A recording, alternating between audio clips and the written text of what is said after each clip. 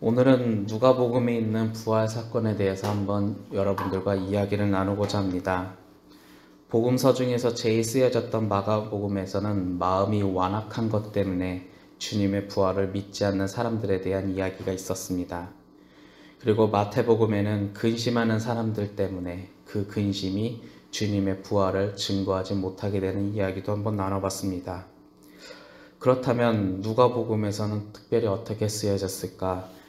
우리가 한번 이야기를 나눠보려고 하는데, 마가복음 속에서 예수님은 부활 후 제자들과의 첫 만남에서 마음이 완악한 것 때문에 꾸짖는 모습이 처음으로 기록되어 있는데, 오늘 누가복음에서는 좀 다른 예수님의 모습이 기록되어 있습니다.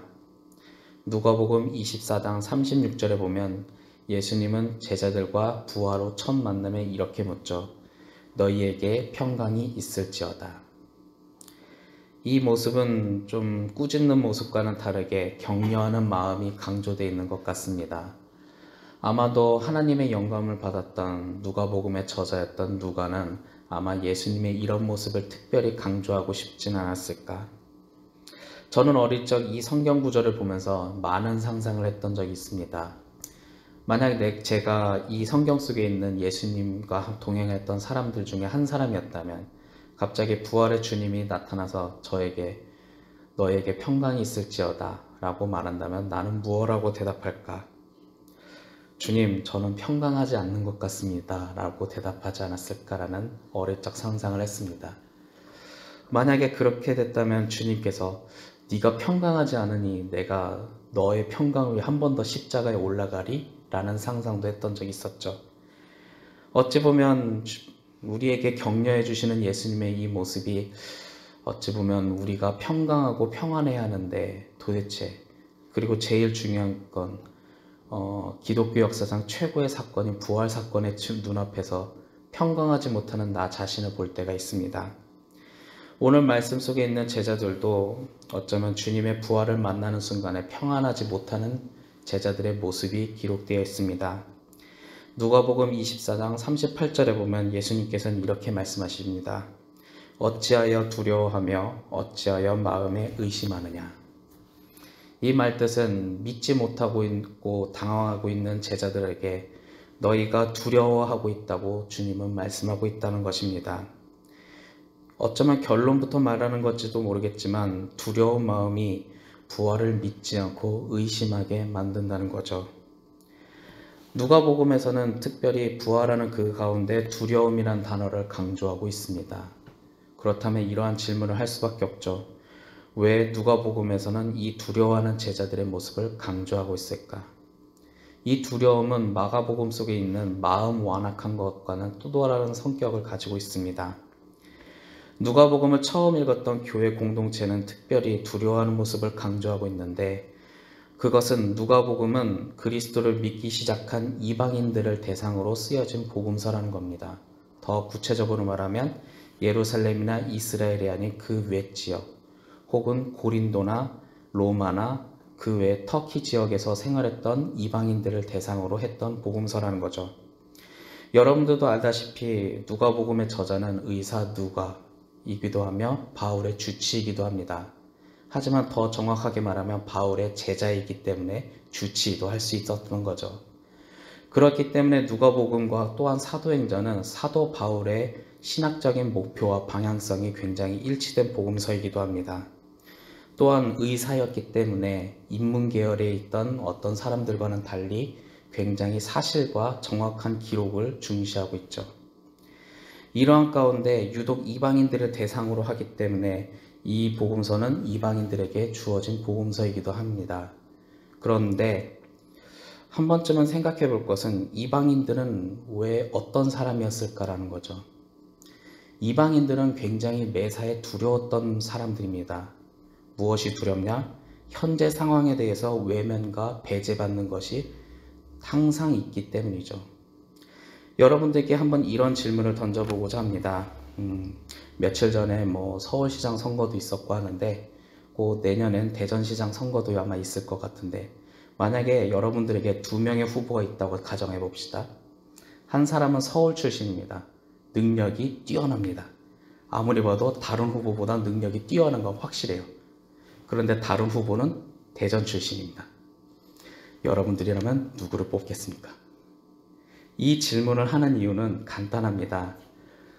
이방인이라는 것, 그리고 같은 지역 출신이 아니라는 것은요, 아무리 능력이 뛰어나고 아무리 넓은 마음씨와 진짜 성인군자 같은 마음이 있어도 희한하게 상대적으로 배제받고 외면받는다는 것입니다. 저는 서울에서 태어났고요. 충북 음성에서 고등학교를 졸업했고요. 저희 아버지는 천안 출신입니다. 그리고 저희 어머니는 고향이 옥천이라고 하는데요. 만약에 여러분들에게 저 외에 다른 사역자가 있다고 칩시다. 대전에서 태어났고 대전 출신이고 부모님도 대전에서 태어났어요. 누가 더 사랑스러울까요? 참 이런 거 보면요, 이방인들이란 사람들은 참 많은 두려움이 있었던 것 같습니다. 난 진짜 열심히 했는데 매사에 배제받고 외면받고, 그런 대상으로 쓰여졌던 복음서였기 때문에 이 두려운 모습이 특별히 강조되어 있고, 이 누가복음의 저자는 그 두려움이 너희의 믿음을 의심하게 만든다라고 말하고 있습니다. 사도행전에서 등장했던 바울의 동역자들이 있습니다. 대다수 자세히 보시면요, 빌립보 교회의 개척 멤버였던 자색옥 담당사 루디아, 이 사람은 여성이기도 했고요, 그리고 이방인이었습니다. 그래서 항상 자신이 열심히 했던 사업권이 누군가에게 빼앗길 거에 대한 두려움이 항상 마음속에 있었던 사람이죠. 또한 고린도 교회와 에베소 교회의 개척 멤버였던 브리스길라와 아굴라가 있습니다. 이 사람은요, 로마에서 사업을 하고 있었는데 로마 황제가 니들 나가 하면서 고린도 지역으로 강제로 이주했던 사람입니다. 즉 이방인이죠. 그들의 마음속에 어떤 마음이 있었을까요? 열심히 했는데 나가라고 하네, 밀려나네. 자신이 가지고 있던 재물과 사업권 또한 빼앗길 것에 대한 두려움이 있었던 사람입니다. 주로 사도 바울과 함께했던 이방인들은 지역사회로부터 외면과 배제 속의 삶을 살아갔던 사람이었고, 그래서 항상 마음속에 두려움이 있었던 거죠. 누가복음은 그런 두려워하는 사람들에게 위로하시는 예수님의 모습을 강조하며 너희가 부활의 증인이 되기를 원한다고 예수님은 말씀하고 있습니다. 하지만 그것만으로도 믿지 않았는지 특별히 누가복음에서는 손과 팔을 보이시는 장면도 있었고, 또한 생선을 같이 먹으면서 직접 부활의 증인의 모습을 보여주신 예수님의 모습이 있습니다. 그러나 우리는 21세기를 살아가고 있습니다. 21세기. 세계화와 인터넷으로 발달로 인해 어쩌면 이방인이라는 단어는 좀 무색할지도 모르겠습니다. 물론 대전 출신 후보가 나오면 그 사람을 뽑을지는 모르겠지만, 그러나 지금 21세기는 무한 경쟁의 사회이기도 합니다. 이 무한 경쟁의 사회는요, 그냥 경쟁하는 것이 아니라 승자가 모든 걸 가져가는 승자 독식의 구조입니다. 즉 패배자에게는 아무것도 주어지지 않죠. 그래서 우리는 어쩌면 삶 속에 패배에 대한 두려움이 있을지도 모릅니다. 그래서 수능에 목숨 걸라고 말하고 돈 버는 곳에 목숨을 걸고 또한 성공을 위해 목숨을 거는 사람들이 굉장히 많이 있죠. 그들의 마음 깊은 곳에는 패배에 대한, 실패에 대한 두려움이 있는 사람들입니다. 그렇기 때문에 어쩌면 그들은 주님의 부활을 외면하고 교회를 외면하며 자신의 삶에 정말로 열심히 살아가는 사람들이 많이 있는지도 모릅니다. 그러나 두려움은 부활의 주님을 무서워하며 의심하고 있다는 것을 오늘 말씀에서 말하고 있습니다. 그렇기 때문에 우리는 이 말씀 속에서 한번 생각해 볼 것이 있습니다. 우리 마음속에 있는 두려움은 무엇일까? 그리고 세상 속에 나가는 저 사람들은 무엇을 두려워하며 살고 있을까? 만약에 세상에 있는 사람들 가운데 그 두려움을 우리가 위로하고 격려해 줄 수 있다면 우리는 그들과 함께 주님을 찬양할 수 있지 않을까요? 아니, 오늘 말씀 속에서 분명히 두려워하고 있는 우리들에게 용기를 주고 있습니다. 평안하라고 말씀하고 있습니다. 그렇다면 우리 또한 예수님을 본받아 세상 사람들을 위로하며 격려하며 살아가야 하지 않을까요? 저에게도 어쩌면 두려운 것이 있는지도 모르겠습니다. 주님이 부르셔서 어떻게 이 목회자의 사명을 감당하고 있기는 한데 참 세상 돌아다 보면 저도 부족한 것이 많기도 합니다. 누군가는 교회를 성장시키고 부흥시켜야 한다고 계속 강조를 하고 있죠. 그러다 보니 참 많은 것을 요구받기도 합니다.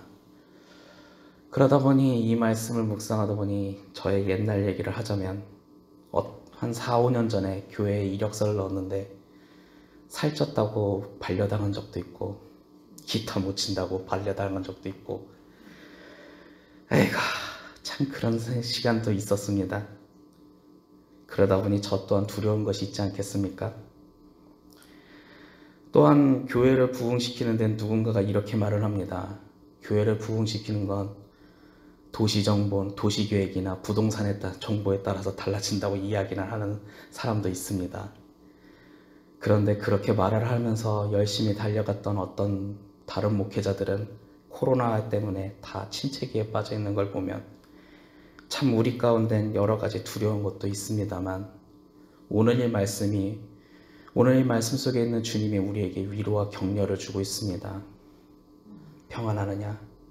내가 너와 함께 있는데. 여러분들 가운데 두려움이 있다면 오늘 기도하는 이 순간에 그것을 내려놓고 더욱더 주님과 동행하기를 원합니다. 아멘. 제일 중요한 것은 주님과 함께하는 거 아니겠습니까? 아멘. 세상에 코로나 폭풍이 굉장히 많이 몰아치지만 그래도 우리 가운데 함께하는 이 교회 공동체 안에 서로 기도하며 격려하며 이 폭풍을 이겨낼 수 있기를 원합니다. 아멘. 그래야 우리가 교회 공동체 아니겠습니까? 아멘. 오늘 기도할 때 세상의 두려움을 이겨내고 부활의 증인이 되기를 원합니다. 아멘. 그리고 오늘 하루도 부활의 증인으로 여러분들이 살아가기를 소망합니다. 아멘. 함께 살아갈 수 있는 그런 교회 공동체가 되기를 간절히 소망합니다. 아멘. 기도하겠습니다. 사랑의 하나님, 참으로 감사합니다. 오늘 이 말씀 속에 두려움에 빠져있는 제자들을 위로하시는 부활의 주님이 있습니다. 그 부활의 주님이 나는 너와 함께하고 있다고 말씀하고 있습니다. 세상 속에 있는 두려움의 폭풍 속에서 더욱더 주님의 사랑을 증거하는 사람이 되기를 원합니다. 그리고 두려움에 빠져있는 저들에게도 주님이 함께 하신다는 복음을 전하고 싶습니다. 알려주고 싶습니다. 함께 주님을 찬양하길 원합니다. 아멘. 세상의 기준이 아닌 주님을 찬양하는 마음으로 살기를 원합니다. 주님 도와주세요. 언제나 함께 하신 아버지께 감사드리며 주 예수 그리스도 이름으로 기도했습니다.